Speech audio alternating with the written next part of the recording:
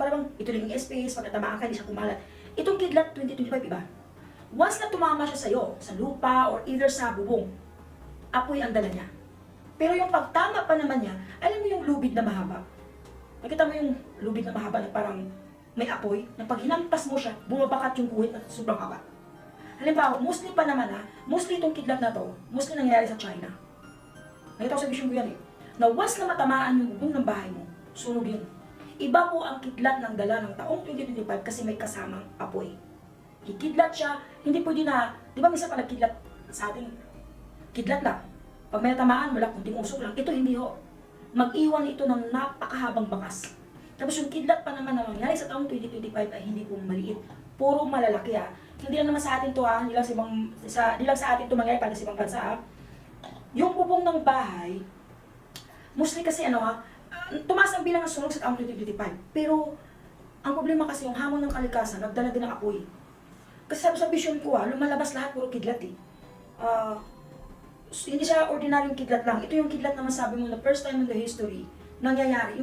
Alam mo yung pagtama talaga niya, parang kaya niyang, yung bakas niya mag-iwan ng sobrang haba. Talagang makita mo yung guhit niya. Na kung sino matamaan talaga, hindi ka mabubuhay. Although naman marami naman nagsabi, pag natamaan ng kidlat, talagang namamatay. Pero ito kasi, hindi lang buhay ang dinadali dito, pati yung bahay natin. Pati taniman natin.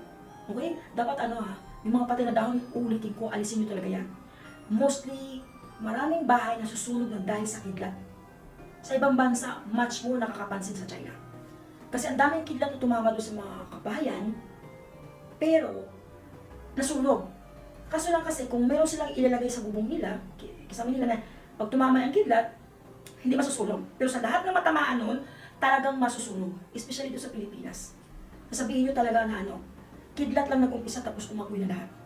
So maging maingat po tayo Sunod naman natin yung tornado.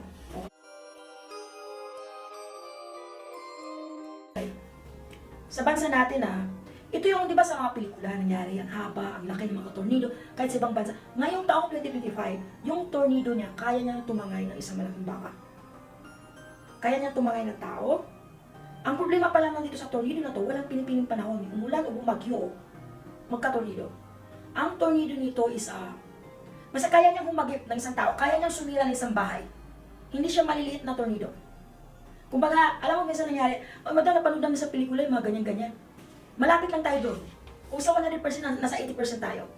80% mangyari yun na, gano'ng kalaki Pero mangyayari kasi yun, yung parang ang tornado na, hindi mo maintindihan parang basta itong taong 2025 may isip natin, katapusan na ba ng mundo?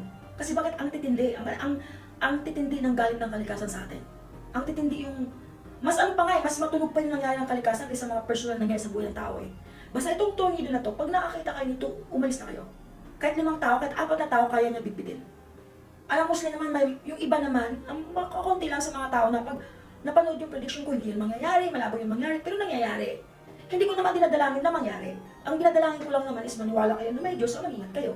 Kasi itong tornado na to, at saka itong kidlat na to, kung ano yung napanood nyo sa pelikula, makikita nyo na sa personal yan. Pati nga sasakyan, nakita ko, meron inampas lang dahil sa tornado. Napakalaking tornado po to So mag-ingat po tayo kasi